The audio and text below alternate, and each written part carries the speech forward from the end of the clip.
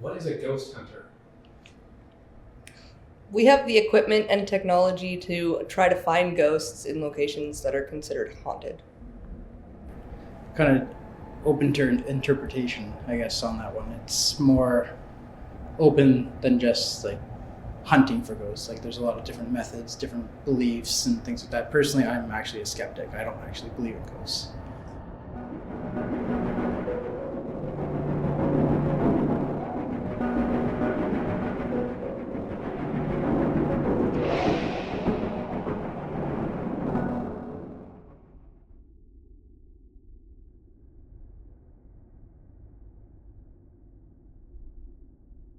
What percentage of the time when you go to investigate a place are you getting any sort of interaction with spirits? I think for us, it's like 90% of the time we get some type of interaction. It might only be one, but there is an interaction at some point, whether it's through EVP, the ghost box, through lights, or someone hears something. There's always some type of interaction. Now, we like to say like ghosts and spirits aren't performing circus monkeys. They're not just going to, talk to the red light because you demand them to do it. And I think that level of respect we show when we go there. So and when you show that to even a living person, they're more apt to talk to you and kind of open up and all that, instead of if you're going in and demanding and provoking and being mean and rude. So I would say about 90% of the time. Yeah. I think there's only been maybe a couple places where we've gone and it's been very quiet. Yeah. That's a good question, because a lot of people ask that. They try to find out what is a ghost or what is a spirit. So spirits and ghosts are a bit different. A ghost is, think of it as like a haunting. So a ghost is around, it hangs around after somebody passes. Usually they say because of some kind of traumatic event, they're still left here to figure something out or tell people something or whatever. But there's also spirit energy as well, and that's what the realms that we work in mostly, and that's dealing with the energetic spirit of spirit. So we try to work with that energy, communicate with that energy, and help that energy if we can. A lot of times you can't work with the ghost side of things because that ghost is just going to do what it's going to do. It's either going to work with you or it's not going to work with you, right? So we try to work with the spiritual side of that energy, and you just try to work with it more than working against it, if you know what I mean. It's like you don't provoke the spirit, I think is what I'm trying to say. It's like you don't try to provoke it. You don't, like you see on TV shows all the time, right? You see them trying to harass the spirit or provoke it or try to get it to do something or act out on them or whatever. That's not what we try to do with spirit. We try to work with that spirit. We try to communicate with that spirit on one level, because that's how a person would want to be treated, right? Like, you don't go and yell at somebody when you talk to them unless you're mad at them, but like, you don't normally do that. So why would you do that to a spirit? And we try to work with that energy as if it were still alive. A spirit is just energy from someone who has passed, because energy doesn't really die, and then sometimes it chooses to go to the light or go to wherever it has to go, or it stays behind with unfinished business. Or it can go and come back. Yeah. I mean, spirit. Could be anything. Yeah, I mean, spirit to me, it comes in many different forms, because usually whatever you were in life, you carry through in death. So if you were a good person in life, you're going to carry that through in death. But if you were, a bad person in life, somebody who actively pursued harm against others or, untoward things, you're going to carry that through in death. And that's just, because kind of like who you are, you're driving a spirit. So somebody who was, say, a murderer, rapist, and was cruel in life will carry that through into death with them, especially if they didn't believe that they should die at that time, or it was a traumatic death. So to me, that's what it is. A lot of them have not crossed over. Yeah, a lot of them don't. A lot of them are stuck here because they can't accept the fact that they're dead, or that they don't want to go just yet, because they still have this certain amount of power that they can inflict pain upon others. So a lot of people do believe, though, that there is demonic energy actually out there. Most people believe, though, that there is a large percentage of demonic energy. But the thing, though, is how do we know for sure? What I would say, though, it could be people that actually are searching trying to figure out why they're passed away or trying to live their life normally, right? You might say, oh, I've been pinched, I've been pushed, right? Until you actually have full proof. Either way I look at it, though, is energy is always positive. Ghosts that hurt you, is that a thing? I think the most we've seen is someone get scratched. Was Ryan getting scratched. But a lot of the times, like I said, with Hollywood and stuff, people think that, ghosts and spirits are evil. They're all out to get you. They're going to kill you. They're going to hurt you. They're going to set your house on fire. No, 99.999% of the time, it's not the case. If you are a mean jerk in life, you're probably going to be that way in death. You just don't change overnight, or in death, right? So if you're a negative person in life, you're going to be a negative person in death.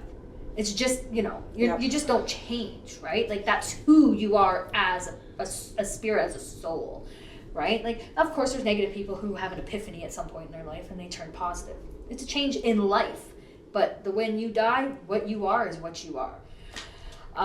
So they're not negative. They're not out to get you. This is not Hollywood. They're not going to, come out of your swimming pool and drown you. They're not going to do any of that stuff. But yeah, it's just a lot of people have that misinformation that ghosts and spirits are evil and that you shouldn't, they're out to get you, but they're not. I haven't actually experienced hand touching me or anything else but that, but I've been bitten here. Bitten? Yeah. Yes. We have pictures of on my hand where I have teeth marks. You can actually see teeth marks in my hand. And I've been scratched and I've been pushed and stuff. Yeah, she gets bullied. I haven't. Not so much now, but No. before I did, yeah. So I can tell you about an experience that we had in the basement. We were on the other team still, and I was down in the basement because there was a negative in the broiler room, which nobody usually gets to go down there but the paranormal teams. So we were in the broiler room, and I knew there was a negative energy, so I had set out that I was going to go down there to talk with him and hear a story, because that's really what most of dead people want, is their story told. So I went down there and I was opening communication with him, and another team member came in, and now there's a fence with a door, and he was standing in the way, and so the spirit was getting mad at me because I'd opened communication. Now I wasn't listening to him because I was talking to the other team member, and he's getting madder and madder, and I can feel it, and I'm like, I gotta get out of here. I can feel this is not gonna be good. And so then I ended up getting bit, scratched, and so it was not a good thing. And so the next time we came up, I said, okay, you know what, I'm going to go down there. I just want it to be I think it was 3 of us, right? Yeah. With Jenny, because Jenny's a co-founder too, technically.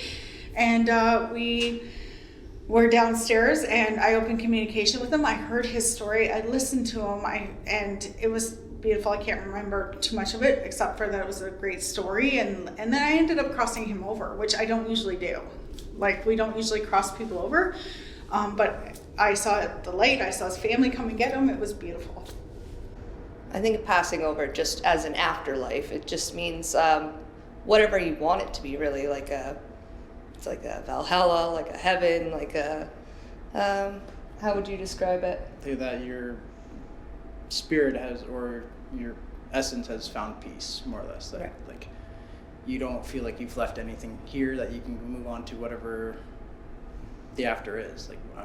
People have different interpretations, like you said, but I'm a believer that the soul can split itself apart. So while a piece of you moves on, a part of you can also stay and try to accomplish things that you didn't finish in the past. then there's also the other theories that when you move on, that you're born again. There's a lot of different interpretations. Almost part of your soul reincarnates. If I walked into your house and went, hey, you're going to talk to me right now, and you're going to like talking to me right now, I don't think you'd have very kind words for me. Yeah. So if I'm walking into somebody else's house that's no longer here, I'm not going to speak to them like that, because that's their house. Yeah, and when we investigate as a team, we're going in there because, like we say, a haunting is history waiting to be heard.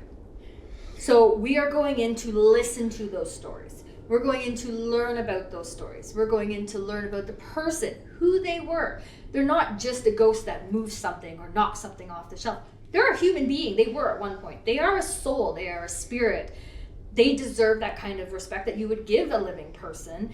And we just talk to them like that. Like, I will do a whole bunch of research beforehand, and I will know people, places, death dates, birth dates, anything, that kind of stuff that would be important to a person. So when we're asking questions and we're looking for answers, it's going to be something that they would be able to tell us. Like, you know, do you remember this? You know, what is your daughter's name? That way we know that if what we're getting is actually true to the location. If it's something completely different, then we know that, is it the land?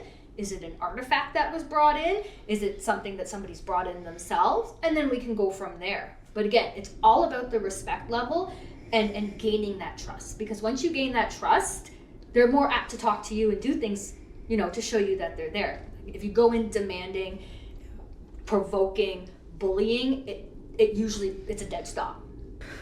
There's a cemetery close to here called Roseville, Ontario. And Roseville is close to Ayr, Ontario. It's a bigger town that people might know. But Roseville is just south of Kitchener. And we investigated that cemetery many times because we heard many stories and legends about that location, and we wanted to check it out for ourselves. So we went there to try to feel the energy as we normally do. And let me tell you, that is some heavy-duty energy there in that location. It's really active. And we got to actually know the spirit energy there. We went so many times.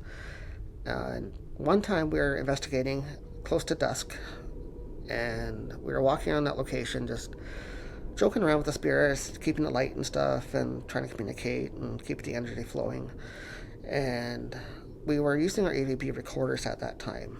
And close to the back of the cemetery, we actually heard with our own ears, this is where my clairaudient picked it up, in my ear again, I heard footsteps in the grass. It's about this time of year with leaves on the ground and stuff like that. And I just heard walking, so footsteps. And I had the EVP recorder running. And it was getting late, getting darker, so we decided to leave. And we went out and started heading out out the driveway and stuff in the vehicle. And we pulled out around to turn left to head back down this old country dirt road is where the cemetery is on. And as we were driving along the side of the cemetery, getting closer to the edge where we were with the recorder, two full-bodied apparitions stood on the corner of the cemetery. One was an adult male, and the other one was a boy child. And the adult male had his hand on the boy's shoulder, and they were both dressed in, 50 styles, white t-shirt, rolled up sleeves, blue jeans, that kind of dress. They both had that on. But there's one thing wrong with them. They had no face. Both of them. You could see clear through their heads to the backfields and the trees behind them. So we're not sure what that was about. We couldn't find any research on them and that location. So what we're thinking is possibly there was an accident there at that time at some point. Maybe they were hit in the head and they had some facial damage or something. That's why their face wasn't materializing. But we don't know. But to verify that, though, on the recorder, after analyzing the EVPs that we got that night, there was a boy's voice from that area said, "Going home." 2 words, very clearly, "Going home." So we put the dots together again, and with the footsteps that we heard in the grass at that location at the back of the cemetery, to seeing the two apparitions on the corner as we were going home, leaving the cemetery, they showed themselves to us. And we verified that with an EVP of a boy's voice saying, "Going home."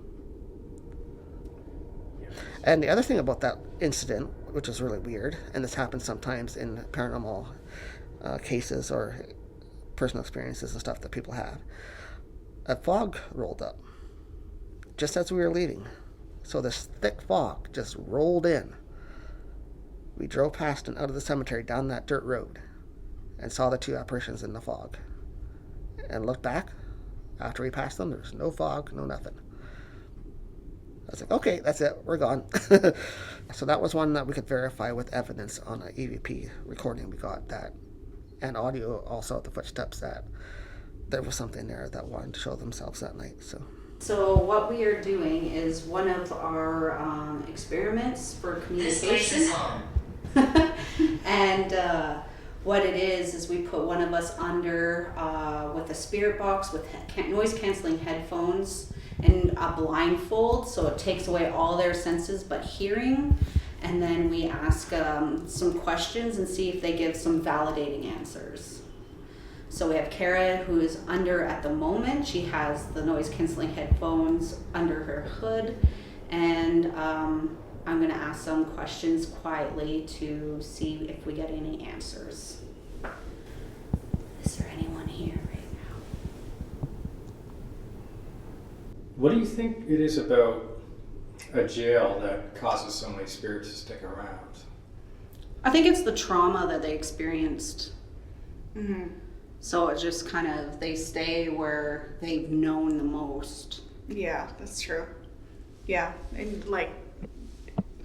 if they feel like they don't have, if their business isn't finished, then they'll come back to for that.